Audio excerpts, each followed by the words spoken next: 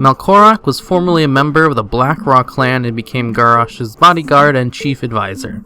He was always quick to jump on anyone who said anything remotely negative about Garrosh and his plans, but was often told to stand down when he confronted other leaders of the Horde. Malkorok was the leader of the Kor'kron and had spies everywhere listening to what people had to say about the Horde.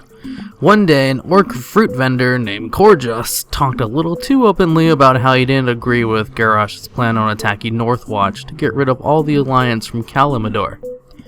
So Malkorok and a group of his men visited him in the night and gave him a beating to send a message to the rest of the Horde about what happens when you talk bad about the great leader. During the Horde's assault on Northwatch, Garrosh uses dark shamans in battle for the first time. Dark shamans, instead of asking the elements for help, enslave them and force them to do whatever they tell them. Upon hearing about the Horde's use of enslaved molten giants in the attack, Baine confronted Garrosh, and Malkorok challenged Baine to a duel for questioning Garrosh's actions and not showing enough respect. Baine, however, refused the challenge. After the Horde took Northwatch and Mana bombed Theramore, the Horde was divided into two factions, those who approved of the mana bombing and those who didn't. Those who didn't approve of the mana bombing went to Razor Hill to hold a meeting instead of celebrating Orgrimmar like everyone else.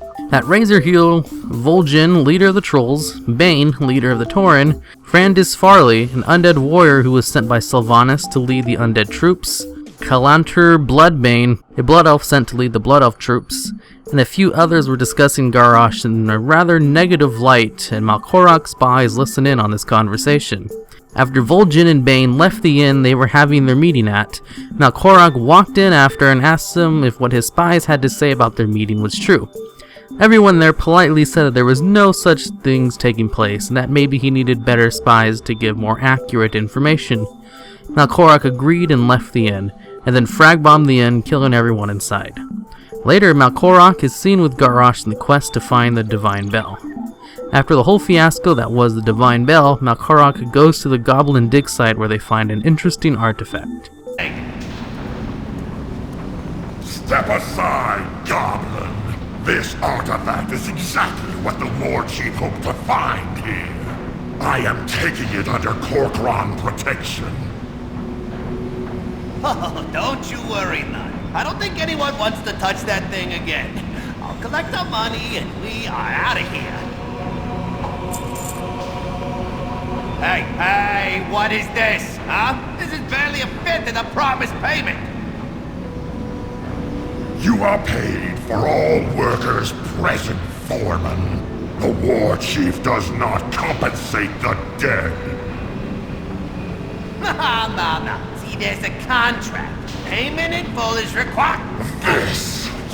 This is what has diluted the vitality of our precious Horde. The War Chief graciously permits the families of the dead to live in his city. To die in the service of the Horde should be a great honor. But you see it as another opportunity to line your filthy pockets. Your kind disgusts me. Small, weak, honorless as thieves. Be thankful the War Chief still tolerates your presence at all.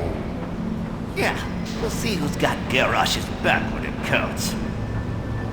What was that, Goblin?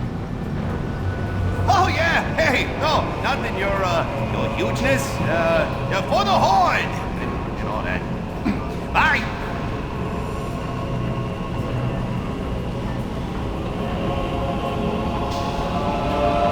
Later, during the Siege of Orgrimmar, you fight Malkorok.